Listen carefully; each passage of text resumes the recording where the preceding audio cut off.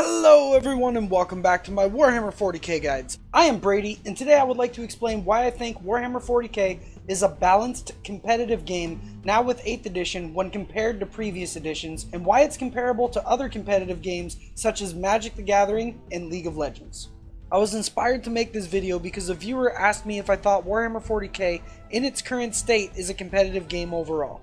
Because sure, you can have competitive matches or tournaments with any game, but that doesn't necessarily mean that the game is balanced or inherently competitive itself, or based off of any skill. They also mentioned that they have a friend who they wanted to introduce to the game because their friend likes competitive games like Smite and Magic the Gathering, but their friend said they weren't interested in Warhammer 40k because they had played it back in 5th, and when they did play, they didn't think the game was truly balanced for competitive, and that it can't be competitive like Magic the Gathering because ultimately there's too much RNG in the game and it's ultimately up to the dice to decide which way the game will go.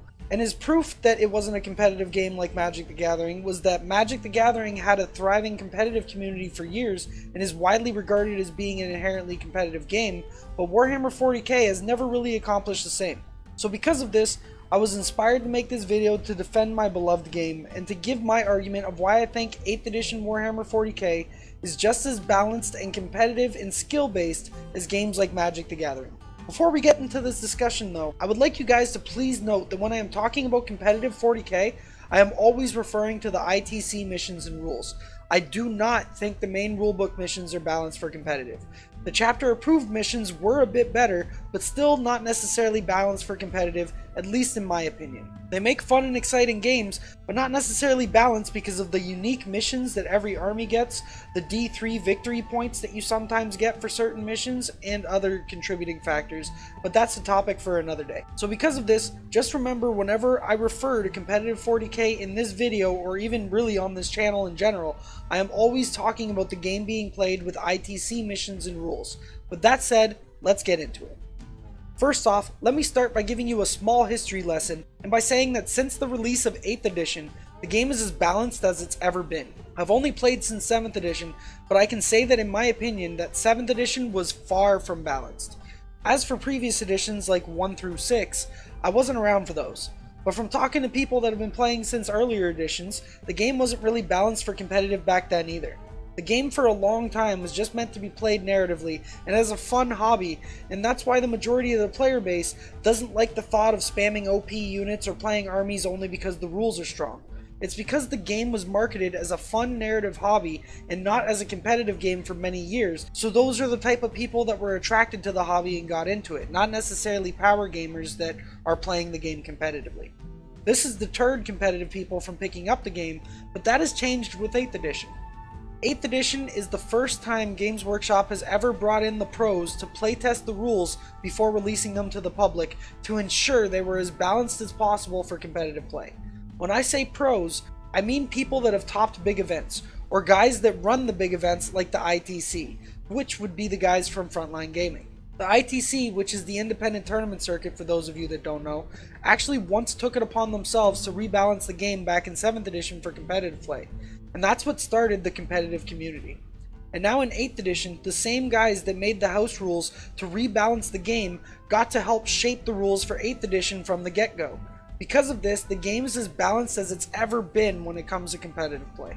And now that the community is big enough, Games Workshop has decided to step up their game and are now trying to balance the game as much as possible by constantly adding in updated rules through FAQs and erratas, which is something Games Workshop has never really been good for before 8th edition. Back in my day, you had to wait months and even sometimes years to get an FAQ on a rule. Now it's done within a week or two after the release of the initial rules in codexes or in any book.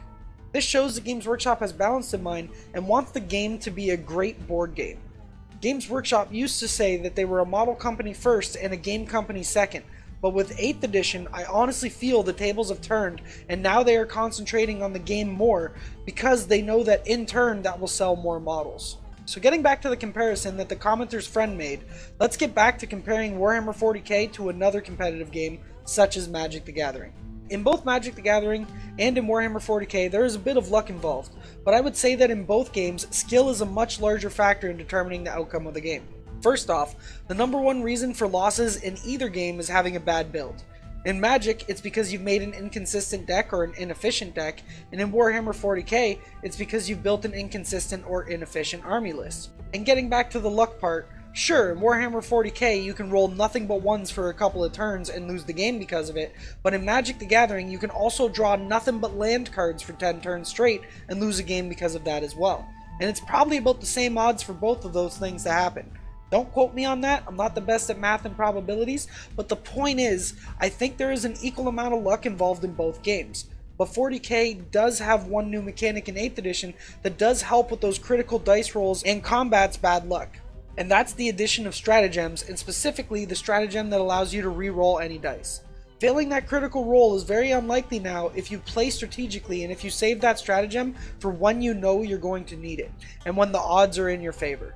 If you for some reason are in the situation where you need to roll a dice and you will lose the game if you roll a 1 and you happen to be unlucky and roll a 1, you can use the reroll stratagem to re-roll that dice and then just hope and pray to RNGesus that you don't roll another 1.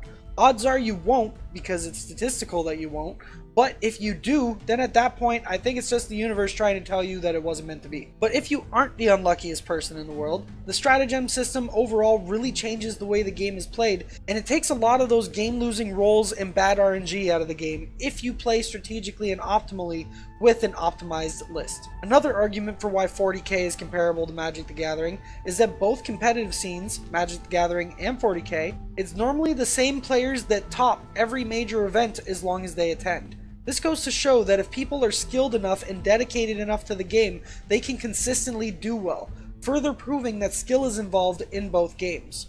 Or they're just the luckiest people in the world. But I'm going to assume it's the first option, and that is because they are skilled. So with all of this information combined, I truly do feel Warhammer 40k is on par with games like Magic the Gathering when it comes to competitiveness.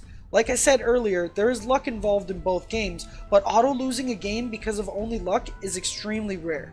Personally, I'd say I've only ever witnessed one loss out of about 20 games that was because of extremely bad dice rolling. And the majority of my games were either decided by the list, one being much stronger than the other, or if both lists were equally strong, then it came down to skill with a tiny bit of luck. But if a player had much more skill than the other and the armies were equal strength, then luck wasn't really a factor unless it was that one game of 20.